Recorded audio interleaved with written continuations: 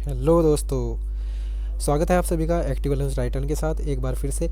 इस वीडियो में हम कवर करने वाले हैं अपना विद्युत का एक चैप्टर जो हमारे इलेक्ट्रिसिटी से क्वेश्चन पूछता है, रेलवे या एएलपी में जो भी क्वेश्चन पूछता है रेलवे, ठीक है, एनटीपीसी में पूछता है, तो उसमें विद्युत से रिलेटेड जितने भी क्वेश्चन होंगे वो हम कवर करने वाले हैं। और स्टार्टिंग पॉइंट होता है आवेश। आवेश को हम चार्ज बोलते हैं और ये विद्युत की जान होती है, इसके बिना विद्युत कुछ नहीं होती। तो यहीं से हम स्टार्ट करेंगे और इसी से सीखने की कोशिश करेंगे और इसी को सब सारे क्वेश्चन जितने भी आते हैं उनको हम सोल्व करेंगे। तो जितने भी क्वेश्चन आते हैं इसमें एक फॉर्मूला हम पहले समझ लेते हैं कि क्या होता है आवेश। उसके लिए हमें थोड़ा पीछे जाना होगा और हम उसे समझ लेते हैं पहले, ठीक है, क्योंकि आवेश को समझे बगैर, जिसे आवेश को समझ नहीं आ रहा होगा वो विद्युत को नहीं समझ पाएगा, ठीक है। तो विद्युतिकी क्या है?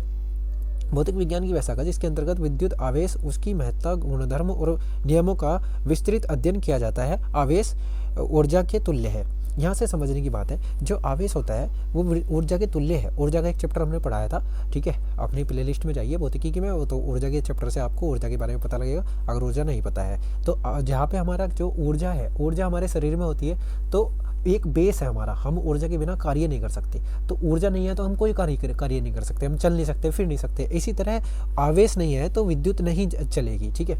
सीधी सीधी बात है कि विद्युत के लिए क्या जरूरी है? आवेश जरूरी है, वो उसकी जान है, प्राण है उसके, ठीक है। यहाँ से हम समझ सकते हैं कि ऊर्जा की जैसे तुल्य है, ऊर्जा के तुल्य विद्युत में जो आवेश है वो ऊर्जा के तुल्य है, विद्युत धारा का आधार है, ठीक है। विद्युत धारा बनेगी ही इसी से, ठीक है। आवेश के बिना विद्युत धारा नहीं बनेगी, ठीक है। वर्तमान जीवन में कार्य तथा ऊर्जा के हर क्षेत्र में विद्युत धारा तथा इसके प्रभाव का सहयोग हमें निरंतर मिल रहा है, ठीक है। विद्युत धारा के बिना हम आपको जो आप पढ़ रहे हैं, मोबाइल जो हम वीडियो बना रहे हैं वो भी हम कंप्यूटर लेवल पे कार्य कर रहे हैं, तो हम विद्युत के बिना कोई भी कार्य नहीं कर पा रहे, ये इसका ये कहना है। तो हमने यहाँ से इस पहरे से केवल ये सीखा कि आवेश क्या है। आवेश एक प्रकार की ऊर्जा है और विद्युत की एक प्रकार से जान है। तो आवेश के बिना हम विद्युत की किसी भी इकाई को नहीं माप सकते। तो आवेश से ही बन के चली हैं सब चीज़ें, ठीक है। फिर वो बड़े लेवल पे अंदर क्या क्या चेंज होता चले जाता है वो आगे आने वाले वीडियो में हम कवर करेंगे। लेकिन आवेश से जो हम देख रहे हैं वो उसकी जान है, बस इतना समझ लीजिए। आवेश एक प्रकार की ऊर्जा है। अब आवेश होता क्या है, इससे हम आगे चीज़ें तो सीखनी है ना, ठीक है। आवेश द्रव्य का मूल गुण है, ठीक है, मूल गुण है। यानी कि कोई भी पदार्थ है उसके अंदर छोटे छोटे कण होते हैं, जैसे इलेक्ट्रॉन, प्रोटॉन, न्यूट्रॉन, तो उन पर भी एक आवेश होता है, तो उसका गुण है, ठीक है। उसे हम उसका आवेश बोलते हैं, ठीक है। द्रव्य से मतलब यहाँ पे किसी पदार्थ के छोटे कण से है, ठीक है। द्रव्य से अलग करना इसे संभव नहीं है, ठीक है। क्या कह रहा है? किसी भी कण से इसको अलग करना असंभव है, ठीक है, असंभव है। उसका जो प्रॉपर्टी है वो ही रहेगी, उसे हम चेंज नहीं कर सकते। यदि किसी एक वस्तु को दूसरी वस्तु पर रगड़ने से उसमें पदार्थों को आकर्षित करने का गुण आ जाता है। अब कोई ऐसी दो निश्चित वस्तुएं हैं, अगर वो एक दूसरे से रगड़ी जाए तो उनमें किसी तीसरी वस्तु को अपनी ओर आकर्षित करने का गुण आ जाता है, ठीक है। तो क्या हो जाता है? कोई दो निश्चित कोई भी हम देखते हैं, जैसे हम नॉर्मली हम देखते हैं तो अपने बालों में कंघा रगड़ लेते हैं, ठीक है। तो प्लास्टिक का एक कंघा अगर हम अपने बालों में रगड़ें तो बालों से आवेशित हो जाता है क्या? कंघा, ठीक है। तो कंघा फिर कागज के टुकड़ों को अपनी ओर आकर्षित कर पाता है, ठीक है। तो इसे ही हम कंघे को क्या बोलते हैं? उस समय पे कंघे को बोलते हैं कि कंघा आवेशित हो गया, ठीक है। तो कुछ कण आवेशित कण, बालों के कण उसमें चले गए, ठीक है। बस इसी को हम आवेश का आदान प्रदान कह देते हैं। और इसी के चलने को हम बिजली से संबंधित करके आगे जोड़ के देखते हैं, ठीक है। तो इसने कहा कि वस्तु के रगड़ने पर अन्य पदार्थों को अपनी ओर आकर्षित करने का गुण आ जाता है, तो हम कहते हैं कि वस्तु आवेशित हो गई, ठीक है। तो आवेश की सबसे छोटी इकाई, आवेश को मापना भी है ना, तो सबसे छोटी इकाई में मापे तो ये क्या होता है? आवेश सबसे छोटी इकाई है, सॉरी, फ्रैंकलिन आवेश की सबसे छोटी इकाई है, ठीक है। और सबसे बड़ी इकाई क्या मानी जाती है? फैराडे, ठीक है। फैराडे इसकी बड़ी इकाई मानी जाती है। और जो हम इसमें नॉर्मल लाइफ में हम जो यूज करते हैं उसको मापने के लिए, ये हम कूलाम यूज करते हैं, ठीक है। आवेश की मात्रक कूलाम है, ठीक है, ये याद रखना। तो एक फैराडे बराबर 96,500 कूलाम होता है, ठीक है, 96,500 कूलाम। ये नोट कर सकते हैं आप, ठीक है, कहीं भी आप नोट कर सकते हैं। देखो कुछ बच्चे पूछते हैं कि किस बुक से पढ़ाते हो, भाई मैं जो पढ़ाता हूँ वो कई बुक का मिश्रण होता है। किसी कोई जो पेज होता है वो किसी बुक से उठाता हूँ, कोई जो पेज होता है किसी बुक से उठाता हूँ, ठीक है। कोई सवाल है किसी बुक से उठा लिया, कोई सवाल है किसी बुक से उठा लिया। तो ऐसा निश्चित नहीं है कि एक ही बुक में आपको सारा पैटर्न, ये सारी चीज़ एक जगह मिल जाए, ठीक है। क्योंकि मेरे पास कुछ बुक्स आईएएस की हैं, कुछ बुक मैं पढ़ाता हूँ तो टेक्निकल की पढ़ाता हूँ, तो वहीं से कुछ क्वेश्चन इसमें अभी आएंगे आगे। तो टेक्निकल की बुक से उठा रखे हैं जो स्पेशली यूपीपीसीएल वगैरह की तैयारी करते हैं, या आपके इलेक्ट्रॉनिक विभाग में जितने भी क्वेश्चन जाते हैं, तो कुछ बहुत सारी टॉपिक्स उठाने पड़ते हैं जिससे एक टॉपिक क्लियर हो सके पूरी तरह। तो जितना लेवल रेलवे पूछता है उतने लेवल को समझाने के लिए मैं पूरी कोशिश करता हूँ कि एएलपी में जो आपको समझ में आ जाए, उससे रिलेटेड जो क्वेश्चन आए तो आपका छूटे ना, ठीक है। तो आगे चलते हैं। तो हमने क्या पढ़ा, हमने पढ़ा फैराडे सबसे बड़ी इकाई है और फ्रैंकलिन सबसे छोटी इकाई है, लेकिन इसके बीच में एक कूलाम होता है जो इसका मात्रक एसआई में मापते हैं इसको। तो ये आपको पता होगा कि हम बड़ी इकाई छोटी इकाई कैसे बता रहे हैं। मात्रक वाली वीडियो में हमने, यूनिट्स वाली वीडियो में इन चीज़ों को समझा हुआ है। तो ये एक अदिश राशि है, ठीक है। आवेश एक अदिश राशि है। ये भी पूछ लेता है कि आवेश कैसी राशि है। आवेश एक अदिश राशि है, किसी भी तरफ चल सकता है, ठीक है। तो आवेश कितने प्रकार का होता है, अगर हम आवेश को बांटें तो 2 प्रकार का होता है। एक धनावेश होता है, एक ऋणावेश होता है। तो क्या हो रहा है, किसी पिंड अथवा कण पर पदार्थ के इलेक्ट्रॉन की कमी। अब जैसे हमने एक पदार्थ ये लिया, इसे इस पर रगड़ा, तो या तो इसने इसे अपने कण दे दिए या फिर इसने इसे अपने कण दे दिए, या तो ये अपने कण इसे दे देगा या फिर ये अपने कण इसे दे देगा। तो कुछ ना कुछ तो होगा ना, कुछ आवेश दे देगा कुछ। तो जो देगा वो धनावेशित होगा, जो ले लेगा वो ऋणावेशित होगा। जो दे देगा वो धनावेशित होगा, जो ले लेगा वो ऋणावेशित होगा, ठीक है। जिसने ले लिए है वो ऋणावेशित हो गया, ठीक है, वो ऋणी कहलाएगा, ठीक है। तो धनावेश धनी कौन कहलाएगा, जिसने दे दिए, जिसके पास देने के लिए ज़्यादा थे, ठीक है। तो किसी पिंड अथवा कण पर पदार्थ के इलेक्ट्रॉन में कमी को धनावेश कहते हैं। उसमें कमी आ जाएगी ना, इलेक्ट्रॉन में कमी आ जाएगी, उसके वो अपने इलेक्ट्रॉन उसे दे रहा है, किसी को दे रहा है, तो वो उसमें कमी आती है, धनावेश, कमी को धनावेश कहते हैं। देखो कमी हो रही है लेकिन फिर भी उसे धनावेश कह रहे हैं, क्योंकि यहाँ पे मैं जिस प्रकार आपको समझा रहा हूँ, धनी जो होता है वो दे सकता है, तो धनी जो देने वाला है वो धनी होता है, ठीक है। बस ऐसे जोड़ के देखना, जो लेने वाला है वो ऋणी होता है, ठीक है, कि उसे लौटाना, उसे वो हमेशा गरीब रहेगा, ऐसा कह सकते हैं, ठीक है। तो धनावेश एक पिंड का कुछ द्रव्यमान घट जाता है। धनावेश में एक पिंड का द्रव्यमान कुछ घट जाता है, वो अपने कण दूसरे को दे देता है। अगर आप इलेक्ट्रॉन प्रोटॉन न्यूट्रॉन को अच्छी तरह जानते हैं कि इलेक्ट्रॉन प्रोटॉन और न्यूट्रॉन के नाभिक के चारों ओर ऐसे इलेक्ट्रॉन अगर काम करते हैं तो 2, 8, 18, 32 ऐसे सॉरी। तो इसमें क्या है कि अगर आपको उनकी नॉलेज है तो इसे अच्छे से समझ पाएंगे कि हाँ ऐसा होता है। तो ऋणावेश में हमने समझा और धनावेश में हमने समझा। धनावेश उसे बोल रहे हैं जो अपने कण किसी को दे रहा है, ऋणावेश उसे बोल रहे हैं जो किसी से कण ले रहा है। अब पूछता है कि प्रोटॉन और इलेक्ट्रॉन पर आवेश कितना होता है, तो 1 अगर प्लस में है तो 1.6 इंटू 10⁻⁻19 कूलाम में, ठीक है, ये होता है प्रोटॉन पर आवेश। और इसका उल्टा ऋणावेश इलेक्ट्रॉन पर क्या होता है, माइनस का चार्ज होता है, माइनस का 1.6 इंटू 10⁻⁻19 कूलाम, ठीक है।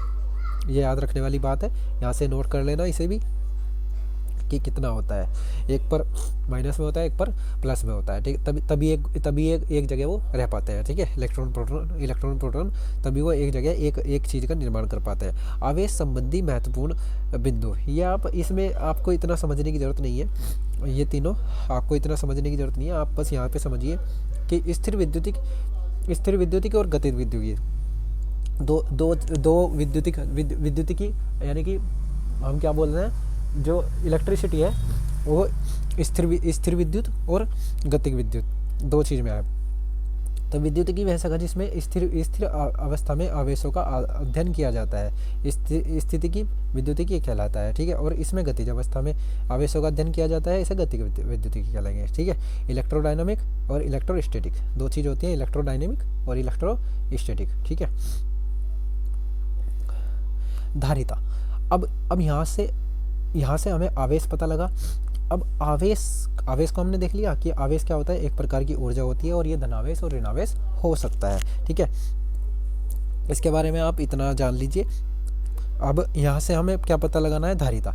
अब धारिता क्या होती है, इसे जान लेते हैं। धारिता क्या होती है, हम जानते हैं कि किसी चालक को जितना अधिक आवेश दिया जाता है, कोई चालक है, चालक मतलब तार, चालक बोलते हैं किसी तार में से करंट को गुजारना, ठीक है। अब इसे हमने आवेश दिया, किसी पदार्थ से आवेश दिया, तो उसका विभव उतना ही अधिक हो जाता है। अब ये विभव और आवेश में धारिता में संबंध क्या है, या विभव और आवेश में संबंध क्या है, इसे समझना जरूरी है। इसे हम इस प्रकार समझ सकते हैं, जिस प्रकार किसी बर्तन में द्रव डालने पर उसका तल बढ़ने लगता है, ठीक उसी प्रकार किसी चालक या आवेश पर उसका विभव बढ़ने लगता है आवेश देने पर।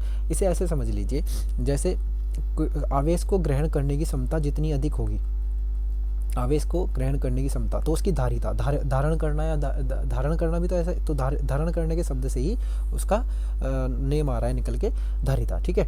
धारण करने के शब्द से ही उसका नाम आ रहा है धारिता। तो उसके ग्रहण करने की क्षमता, उसके ग्रहण करने की क्षमता, आवेश को ग्रहण करने की क्षमता, उसका विभव बढ़ जाएगा। तो विभव बढ़ना क्या कह रहा है, अगर हम किसी चीज़ को आवेश दे रहे हैं तो उसका विभव भी बढ़ रहा है, और उसकी धारिता को हम उसी अनुसार मापते हैं, उसकी धारण करने की क्षमता बोल रहे हैं उसको, ठीक है।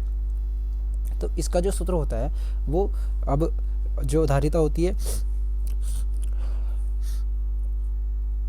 धारिता जो होती है उसको निकालने का सूत्र क्या है। अब हमें क्या चाहिए, आवेश चाहिए, क्यों से हम डिनोट करेंगे, और विभव चाहिए, ठीक है। तो आवेश में और विभव में डायरेक्टली प्रोपोर्शनल का ठीक है संबंध है, ठीक है। तो इसमें क्या होगा, जब हम इसे प्रोपोर्शनल हटाएंगे तो Q बराबर C इंटू V हो जाएगा। तो C बराबर, C इसमें क्या है, C इसमें हमारा धारिता ही है, ठीक है। तो C बराबर क्या हो जाएगा, Q अपॉन V, ठीक है। C बराबर Q अपॉन V।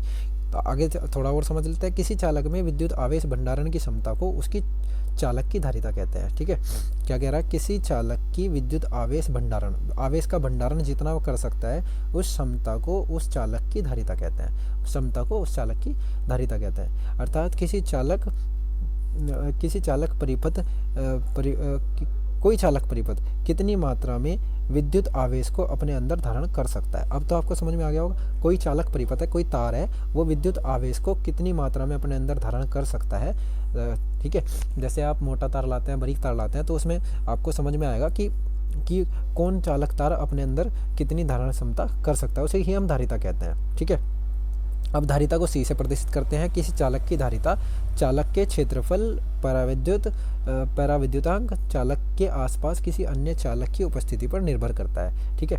अब ये जो होता है, धारिता जो होती है, चालक का क्षेत्रफल अगर बढ़ा देंगे तो धारिता उसकी बढ़ जाएगी, ठीक है, उसकी धारण करने की क्षमता भी बढ़ेगी, ठीक है। तो चालक का क्षेत्रफल बढ़ाने से उसकी धारिता भी बढ़ेगी। तो बस ऐसी ही कुछ चीज़ें हैं जो उसके आसपास अगर किसी चीज़ को रख देंगे, किसी और कुंडली को रख देंगे, ठीक है, तो भी उसकी कैपेसिटी बढ़ जाएगी, तो धारिता बढ़ जाएगी उसकी।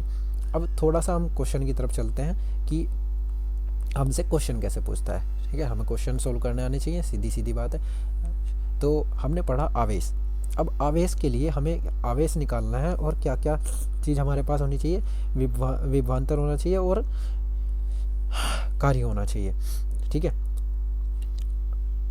विभवांतर और कार्य, इसे छोड़ दीजिए अभी इस क्वेश्चन को, क्योंकि आपका ये विभवांतर और कार्य से रिलेटेड टॉपिक नहीं था। यहाँ पे आप देख सकते हैं, इससे भी स्टार्ट नहीं करते हम स्टार्ट करेंगे जहाँ से हमारा सूत्र अभी लगा है। विभवांतर, अच्छा यहाँ पे V ही ले रहा है, तो पहला क्वेश्चन से ही सही रहेगा, ठीक है। एक सेकेंड, 1 मिनट दीजिए मुझको, मैं सही से निकाल के आपको क्वेश्चन दिखाता हूँ। हाँ, ये ले लीजिए, पहले आपको समझ में आएगा कि सूत्र को कैसे लगाना है। देखिए, 2-3 सूत्र बनेंगे कि जो हमारा आवेश होता है, आवेश के 2-3 सूत्र बनेंगे, और हम आपको क्लियरली इसमें बता देंगे कि कैसे कैसे करना है। तो आवेश एक जो सूत्र बनता है, तो वो बनता है, यहाँ पे क्वेश्चन पढ़िए। 10 वोल्ट के विभवांतर वाले 2 बिंदुओं पर 3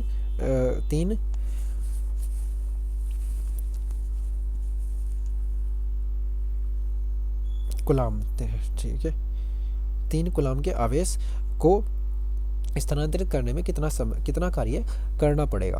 तो अब यहाँ पे एक पॉइंट मिस्टेक है, मिस्टेक भी नहीं है, हमें विभवांतर को समझना पड़ेगा कि विभवांतर क्या है। विभवांतर क्या है पहले इसे भी समझ लीजिए, ठीक है। कोई कोई आवेश है और इसे यहाँ से यहाँ तक, इस पदार्थ से इस पदार्थ तक लाने में, अब जब हमने उसे रगड़ा है तो रगड़ने में हमें क्या करना पड़ा है, हमने दो पदार्थों को एक जगह रगड़ा है तो रगड़ने में क्या करना पड़ा है, बाह्य बल लगाना पड़ा है। तो बाह्य बल, कितना बाह्य बल लगाना पड़ा जिससे वो क्या हो गया, जिससे वो इस पदार्थ से इस पदार्थ की तरफ चला गया। तो बाह्य बल के साथ उसके विभव में, दोनों के विभव में जो अंतर आएगा उसे तो विभवांतर कह रहे हैं, ठीक है। उसे वी से डिनोट कर रहे हैं। और कार्य कितना हुआ, तो कार्य, जितना कार्य हुआ, ठीक है, उसको हम मापते हैं। तो v बराबर कार्य बटे आवेश, क्यों, ठीक है। अब कार्य बराबर W बराबर v इंटू क्यू, ये सूत्र बनता है, ठीक है। v इंटू क्यू, विभवांतर इंटू आवेश से हम क्या निकाल सकते हैं, कार्य निकाल सकते हैं। सीधा सीधा आपको बस ये याद रखना है, कार्य बराबर, ये नोट कर लेना, कार्य बराबर विभवांतर इंटू आवेश, ठीक है। ये सूत्र याद कर लेना, ठीक है, ये लिख लेना। तो अब हम क्वेश्चन करने के लिए तैयार हैं। तो क्या बता रहा है, तो हमें बताया है कि W बराबर v इंटू क्यों है, v विभवांतर है। अब हमें कार्य ही तो निकालना है इस सूत्र में, तो कार्य W बराबर हो गया v 10 हो गया, क्यों c हो गया 3 हो गया, ठीक है। तो 30 हो जाएगा, 30 जूल, क्योंकि कार्य आता है जूल में। तो यहाँ से हमारा ये क्वेश्चन हो गया। ऐसे ही आप ये क्वेश्चन कर सकते हैं। देखिए 11 वोल्ट, तो कार्य निकालना है, तो वर्क बराबर वोल्ट विभवांतर इंटू क्यों कुलाम, तो 11 इंटू 4, तो 44 हो जाएगा, 44 जूल आंसर आ जाएगा, ठीक है। तो मैं सिंपल सा आपको ये बताना चाह रहा हूँ, अगर आपको फॉर्मूला याद है विभवांतर और आवेश के बीच में संबंध क्या है कार्य के लिए, तो आप सीधे सीधे आंसर निकाल पाएंगे। सिंपल क्वेश्चन पूछता है, मैं इसीलिए आपके सामने रख रहा हूँ कि सिंपल क्वेश्चन पूछता है। यहाँ पे क्या है, कार्य बताना है, काम कितना हुआ, तो W बराबर v इंटू क्यू, ठीक है। तो v 10 है और क्यू है 4, तो 40 हो जाएगा, 40 जूल, ठीक है। तो बहुत जल्दी आपका क्वेश्चन हो जाएगा, आपको अगर सूत्र याद है। अब हम पहले इसी सूत्र पे आधारित क्वेश्चन कर लेते हैं, हमारे जितने भी क्वेश्चन हैं इसी सूत्र पे आधारित पहले क्वेश्चन कर लेते हैं। तो यहाँ पे कितना हो जाएगा, देखिए यहाँ पे कितना हो जाएगा, विभवांतर v है और क्यू बराबर वर्क, ठीक है। तो कितना हो जाएगा 40 इंटू 0.5, तो 5 चौक 20, तो ये कितना हो जाएगा 20 जूल इसका आंसर आ जाएगा, ठीक है। अब देखिए इस क्वेश्चन को हम बाद में करेंगे क्योंकि इसमें सूत्र दूसरा है। तो अभी हम केवल हम कार्य वाला सूत्र कर रहे हैं। तो कार्य W बराबर v इंटू क्यू है, तो कार्य बराबर v इंटू क्यू से इसमें कितना v दिया हुआ है, 11 v दिया हुआ है, तो 11 इंटू 3, तो कितना हो जाएगा 33 जूल इसका आंसर आ जाएगा। सिंपल है, आगे चलते हैं। तो यहाँ पे भी ऐसे ही है, कितना 13 v दिया हुआ है, तो v इंटू क्यू होता है c में, तो क्या, तो v का मान 13 और q का मान 5, तो 13 पंजे 65 जूल आंसर आ जाएगा, ठीक है। आगे चलते हैं, इसमें क्या दिया हुआ है, विभवांतर और जूल। तो यहाँ पे हमसे क्या पूछा है, आवेश पूछा है। अब हमें क्या निकालना है, W बराबर v इंटू क्यू होता है, इस बार हमसे q पूछ रहा है, तो q की वैल्यू क्या हो जाएगी, W अपॉन v। तो W कितना है, कार्य कितना है 36 को 12 से डिवाइड कर दो, 12 या 36, तो 3 आवेश आता है कुलाम में, ठीक है। तो ये कुलाम में आएगा, C में आएगा, 3 इज दी राइट आंसर हो जाएगा 3, ठीक है। आगे चलते हैं। हाँ जी, यहाँ पे क्या है अगला क्वेश्चन कि विभवांतर v दिया हुआ है और कार्य दे दिया है, हमसे क्या पूछ रहा है, आवेश पूछ रहा है। तो मेरे दोस्तों जब आपको अगर सूत्र याद है तो W बराबर v इंटू सी हमने पढ़ा है। तो W हमें क्या निकालना है, आवेश निकालना है, तो C बराबर W अपॉन v हो जाएगा। तो W कितना दिया हुआ है 60 और v दिया हुआ है 12, तो 12 पंजे 60, तो 5 आ जाएगा C, ठीक है। तो सिंपल है, आप कर सकते हैं, ठीक है। आगे चलते हैं। यहाँ पे देखिए अभी हमें क्या दिया हुआ है, 10 ओम के प्रतिरोध में 0.5 एम्पेयर की धारा प्रवाहित हो रही है। इस प्रतिरोध में से 1 मिनट में प्रवाहित होने वाला आवेश। अब हमें क्या दिया हुआ है, एक सेकेंड, इस क्वेश्चन को भी बाद में करते हैं क्योंकि ये समय के साथ वाले क्वेश्चन है, तो आवेश का संबंध समय के साथ अलग है कुछ। तो हमें जो जितने क्वेश्चन हमारे कार्य पे आधारित है वो कर लेते हैं पहले। ये देखिए, ये आ गया क्वेश्चन, ठीक है। तो एक सर्किट में एक बिंदु से दूसरे बिंदु तक दो सी का आवेश प्रवाहित होता है। दो सी यानी कि कूलाम का आवेश, 2 कूलाम का आवेश है और 2 बिंदुओं के मध्य विभवांतर वी है। तो कार्य बराबर W इंटू वी, W बराबर V इंटू क्यू, ठीक है। तो V हमें कार्य बताना है, तो V कितना है हमारा यहाँ पे, V हमारा 5 है और क्यू हमारा 2 है, तो कितना हो जाएगा 10, ठीक है, 10 जूल इसका आंसर आ जाएगा। मेरे हिसाब से अब आपको समझ में आ रहा होगा। अभी हम इन क्वेश्चनों को करेंगे। जो विभवांतर और सी दिया हुआ है, तो हमें अब तो डायरेक्ट कर लोगे आप। कार्य बराबर W बराबर V इंटू क्यों होता है, तो कार्य बराबर V तो 14 इंटू 5, 14 पंजे 70, ठीक है, 70 जूल आंसर आ जाएगा, ठीक है। हर एक क्वेश्चन आया हुआ मिलेगा आपको, मैं ऐसा नहीं कि कोई क्वेश्चन ना आया हुआ हो, मैं ऐसा कोई क्वेश्चन कराऊंगा ही नहीं। तो 15 वोल्ट का विभवांतर है और कितना है, सी 5 कूलाम है, ठीक है। तो कार्य कितना हो जाएगा, W बराबर 15 इंटू 5, तो 15 पंजे 75 जूल हो जाएगा, ठीक है। 75 joule is the right answer. 17 volt का विभवांतर है और 5 का आवेश है, तो कार्य बराबर कितना हो जाएगा, तो W इजिकल टू 17 इंटू 5, तो 17 पंजे 85 जूल, ठीक है। 85 joule is the right answer. तो अब तो सिंपल हो गया होगा। एक फॉर्मूले को पकड़िए और सारे क्वेश्चन करिए, ठीक है, उससे रिलेटेड, ठीक है। अभी हम क्या सीख रहे हैं, हमारे पास यहाँ पे क्या है, V है और W है, ठीक है। काम दे दिया और विभवांतर दे दिया। तो हमारे से क्या पूछ रहा है, विद्युत आवेश का मान। तो C बराबर कितना हो जाएगा, W अपॉन V, ठीक है। तो W कितना है 30 और ये कितना है V 10, तो कितना आ जाएगा आंसर, C का मान 3 आ जाएगा, 3C, ठीक है, 3 कूलाम आ जाएगा, ठीक है। तो कूलाम में लगाना है आंसर, ये ध्यान रखना।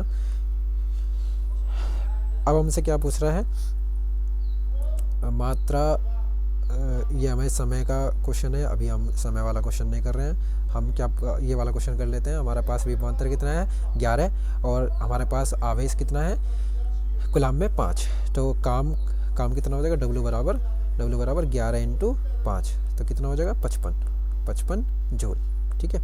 आगे चलते हैं। विद्युत बल्ब का फिलामेंट 9 मिनट में इतने, अब ये मिनट वाला क्वेश्चन है, अभी हम इसे नहीं कर रहे हैं। हमें क्या करना है, हमें कार्य वाला क्वेश्चन करना है। तो कार्य कितना है, कार्य यहाँ पे 60 है, तो W बराबर V इंटू क्यू है, ठीक है। तो W कितना हो जाएगा 60 हो जाएगा और V का मान 20 है, तो Q का मान हमें निकालना है। तो Q बराबर कितना हो जाएगा, Q बराबर 60/20, ठीक है। तो 60/20 से मतलब 3, ठीक है। आगे चलते हैं, 3 आंसर आ जाएगा, 3 कूलाम। यहाँ पे फिर से विभवांतर दे दिया, 2C आवेश है, तो हमें क्या निकालना है, हमें कार्य निकालना है। तो कार्य बराबर 10 गुना 2, तो 20 आ जाएगा। 20 क्या आएगा, 20 जूल आएगा। ये याद रखना कि कार्य का मात्रक जूल होता है, तो जूल में आएगा, ठीक है। आगे चलते हैं।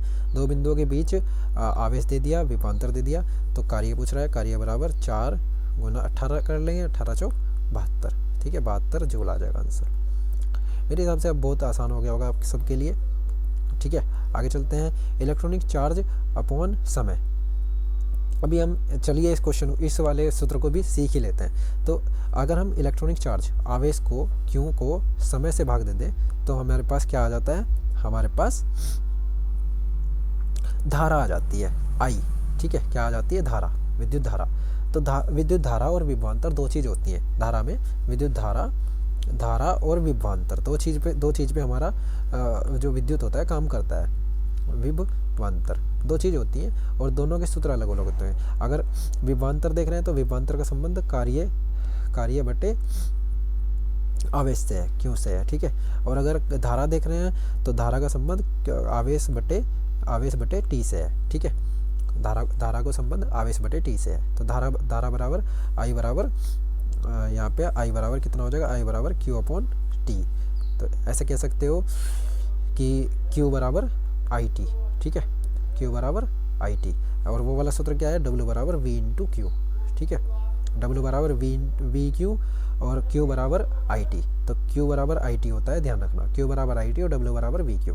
तो यहाँ से हम क्या निकाल सकते हैं, Q बटे T से, अब हमने क्या पढ़ा है, Q बराबर आई टी पढ़ा है, Q बराबर आई टी पढ़ा है। तो जब अभी इस T को Q के बटे में लेके जाएंगे तो क्या आ गया, धारा आ गया। तो हमारे पास क्या आ जाएगा आंसर, विद्युत धारा। यहाँ से हमारा फॉर्मूला भी याद हो गया और उससे संबंधित चीज़ें भी आपको पता लग गई। अब ये क्या कह रहा है कि 12 ओम के एक प्रतिरोध में एक एम्पियर की विद्युत धारा प्रवाहित की जाती है, ठीक है, इस तरह 1 मिनट में प्रवाहित होने वाले आवेश की मात्रा। अब सीधी सी बात है, हमें इसकी कोई ज़रूरत नहीं है। यहाँ पे हमारे पास क्या है, विद्युत धारा है और समय है।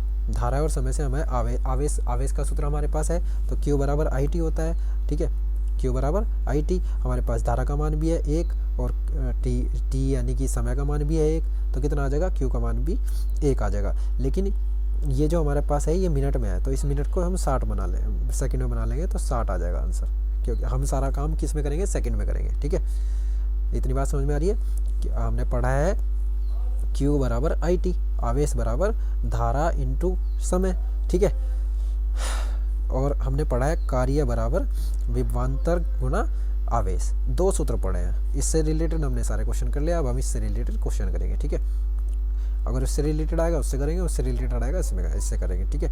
अब ये क्या कह रहा है, 5 मिनट में धारा कितनी बहती है, 0.8 धारा बह रही है। तो आवेश बताना है, तो Q बराबर आई टी होता है, हमने पढ़ लिया है। तो I का मान 0.8 है और T का मान 5 है, तो 5 × 40 4 आ जाएगा आंसर, ठीक है। अब ये देखना है कि ये मिनट में है क्या, तो ये मिनट में है तो 60 भी हमें गुना करनी पड़ेगी, ठीक है।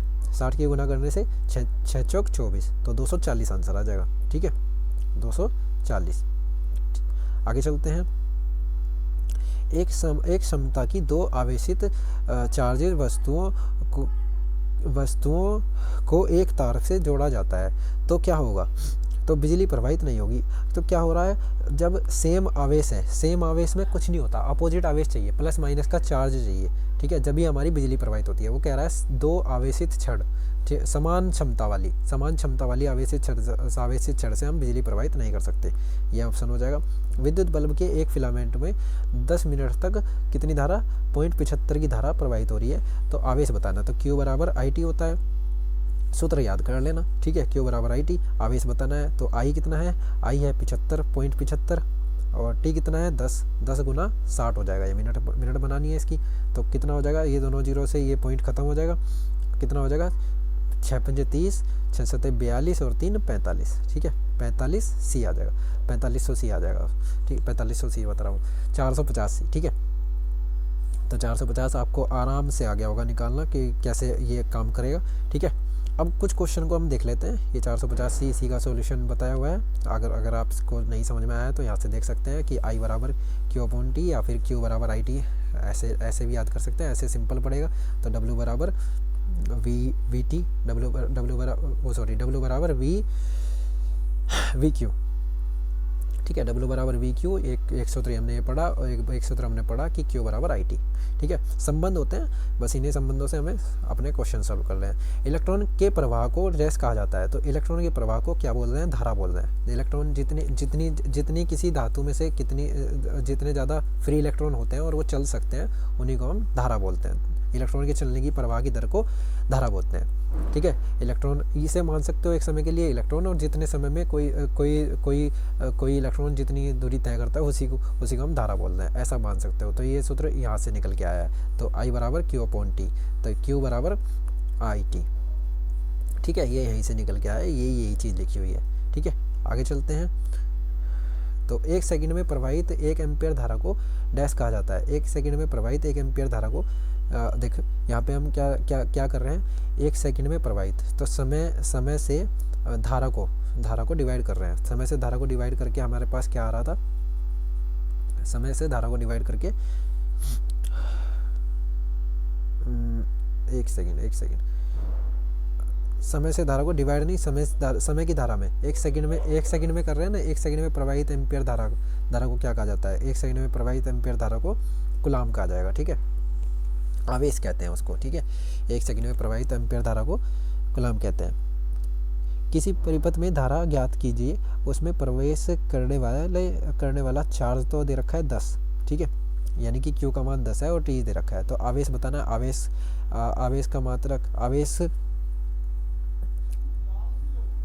आवेश दे रखा है तो धारा बतानी है, धारा ज्ञात करनी है ना, तो धारा यानी कि I का मान निकालना है। और हमारे पास सूत्र क्या है, Q बराबर IT, ठीक है। तो I बराबर कितना हो जाएगा, I बराबर Q अपॉन T हो जाएगा, ठीक है। तो Q का मान कितना है, 10 है, और T का मान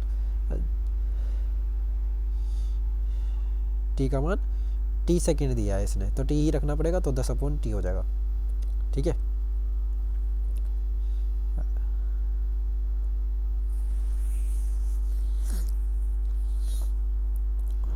अच्छा 10T दिया हुआ है, तो 10 अपॉन T, 10T के पीछे में T रखेंगे तो T कैंसिल हो जाएगा, तो 10 ही आ जाएगा आंसर, ठीक है।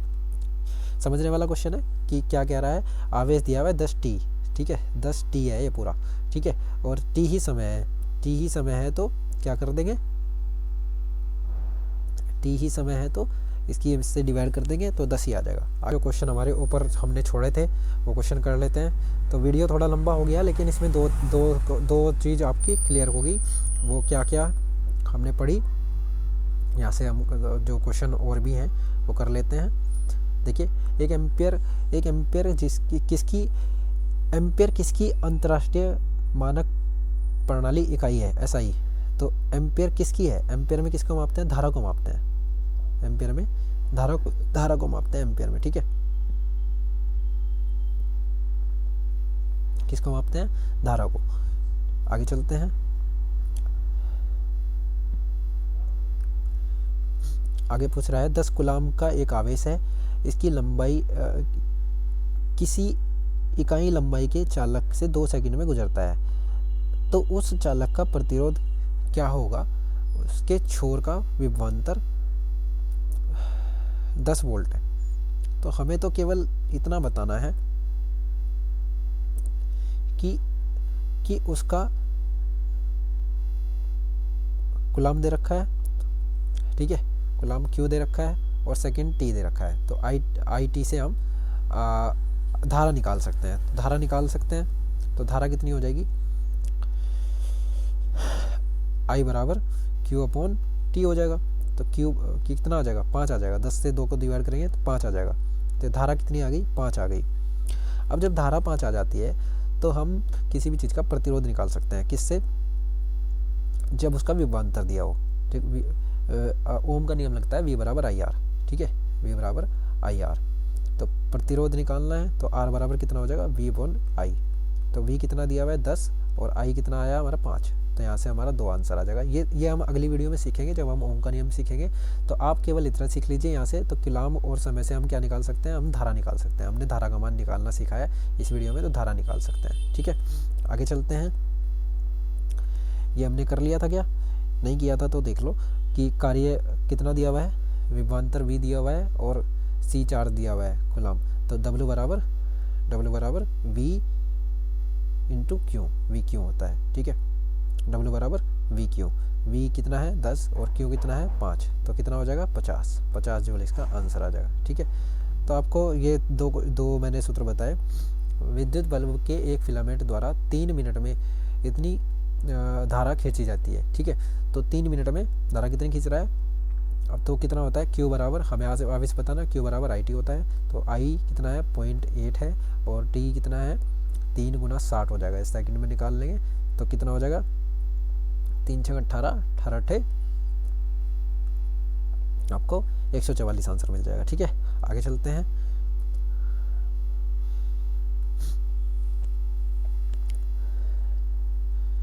पाँच एम्पियर की कोई धारा है, 10 मिनट के लिए फिलामेंट द्वारा ली जाती है और प्रवाहित विद्युत आवेश। तो Q बराबर IT होता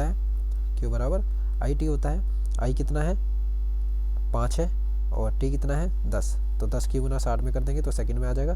तो कितना हो जाएगा, 6 पंजे 30, तो 3000 हो जाएगा। 3000 क्या निकाला है हमने, आवेश निकाला है, तो C में आ जाएगा, ठीक है। V10 विभवांतर वाले ये हमने कर लिया होगा, ठीक है। आप इसकी क्या है, चार्ज दे रखा है Q, तो V इंटू कार्य निकालना है, तो W बराबर 10 गुना 4 हो जाएगा, तो 40 हो जाएगा आंसर। ठीक है, 40 आंसर आ जाएगा इसका जूल में।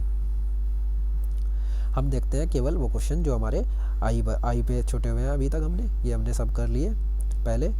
हाँ, ये देख लीजिए, इसमें क्या है, कोई विद्युत बल्ब है 1 मिनट में 75 धारा फेंक रहा है, खींच रहा है, तो Q बराबर IT सूत्र लगेगा इसमें। Q बराबर IT, तो हमें क्या निकालना है, आवेश ही निकालना है, तो Q बराबर IT गुना कर देंगे 0.75 गुना 1 गुना 60। ठीक है, सेकंड में निकाल लेंगे। इस 0 से ये यहाँ पे 100 जाएगा, 0 से 0 खत्म, 6 पंजे 30, 30 की 0 खत्म, 6 सत्ते 42 और 3 45, तो 45C आ जाएगा आंसर। ठीक है, 45C, 45C is the right answer. आगे क्वेश्चन देखते हैं एक और। यहाँ पे हमारा कार्य पूछ रहा है, कार्य वाला क्वेश्चन हम कर चुके हैं, हम कार्य वाला क्वेश्चन कर चुके हैं, ये भी हम कार्य वाला ये भी क्वेश्चन कर चुके हैं। हमें देखना है समय वाला, हमें देखना है समय वाला। तो समय वाला ये क्वेश्चन है कि इतनी धारा है और कितने प्रतिरोध 1 मिनट में प्रतिरोध। अब ये प्रतिरोध का हमारे इसमें कोई काम ही नहीं है। जब हमें आवेश निकालना हो तो Q बराबर हमें क्या चाहिए, आवेश निकालने के लिए केवल IT चाहिए। ठीक है, तो धारा चाहिए और समय चाहिए। धारा का मान 0.5 है और समय का मान 1 मिनट है, तो 1 मिनट को 60 में सेकंड में बदल लेंगे, 6 पंजे 30 आ जाएगा आंसर। ठीक है, तो 30 इसका राइट आंसर हो जाएगा। तो धारा का मान यहाँ पे हम रख सकते हैं। ये बिल्कुल सेम क्वेश्चन फिर से कि मिनट दे दी, 8 मिनट में कितनी धारा प्रवाहित हो रही है और हमसे क्या पूछा है, आवेश पूछा है। तो Q बराबर IT रख लेंगे, तो I का मान कितना है 0.5 है और T का मान 8 मिनट है। 8 मिनट को सेकंड में बदल ले तो 60 से गुना कर देंगे, तो 6 पंजे 30, 3 अट्ठे 24, तो 240 आपका आंसर आ जाएगा इसका। जब आप इसे करेंगे तो ऐसे हो जाएगा आंसर। ठीक है, आगे चलते हैं।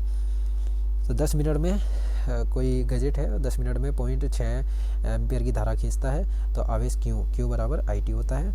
Q बराबर IT में I कितना है 0.6 है, 0.6 गुना 10 गुना 60 में कर लेंगे, तो कितना हो जाएगा, ये 0 से ये पॉइंट हटा, 6 छंग 36, 360 हमारा गुलाम आ जाएगा आंसर। ठीक है, आगे चलते हैं।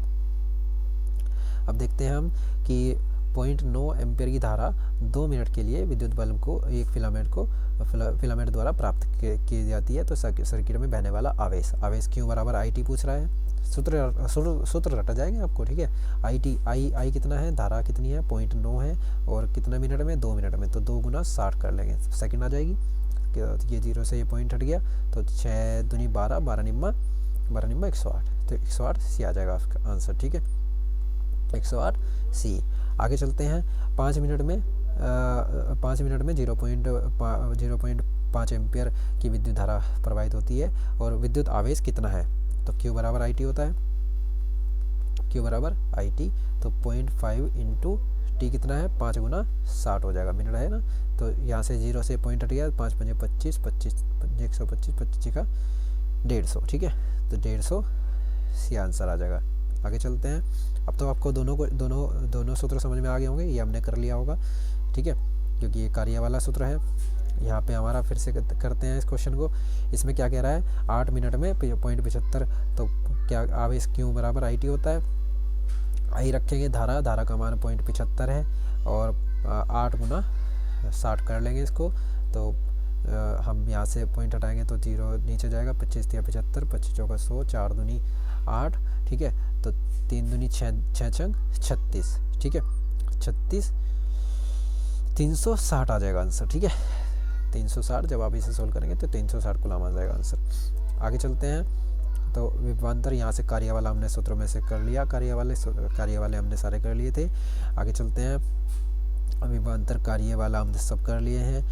तो 2 सूत्र हमने पढ़े हैं। यहाँ पर क्या कह रहा है, 300 आवेश है और प्रवाह धारा कितनी है, 0.5 एम्पियर है, तो समय बताना है। तो Q बराबर IT होता है, Q बराबर IT, तो T बराबर कितना हो जाएगा, T बराबर होगा Q/I।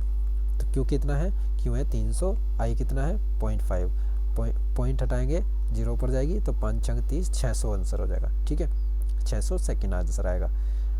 ठीक है, 600 सेकेंड। आगे चलते हैं, अगला क्वेश्चन देखते हैं। ये हमने कर लिया होगा क्योंकि ये कार्य पर आधारित है। ठीक है, कार्य पर आधारित क्वेश्चन शुरुआत में कर लेते हैं। ये वाला क्वेश्चन कर लेते हैं कि 9 मिनट में 0.75 एम्पियर धारा ली जाती है तो 0.75, एक सेकेंड, 0.75 गुना कितना, 9 गुना 60 कर लेंगे। मिनट में दिया हुआ है तो सेकंड में बदल लेंगे, ठीक है। तो यहाँ से फिर से वही 200, 100 बटे मिला के 25 × 75, 25 चौका 100, 4 एकम 4, 5 20, ठीक है। तो आप इसकी गुना करेंगे तो कितना आ जाएगा, 15 × 135, 135 की गुना 3 में करेंगे तो 3 × 5 15, 3 × 9 और 1 10, 3 एकम 3 और 1 4, 405 आ जाएगा आंसर, ठीक है। 405 राइट आंसर, ठीक है।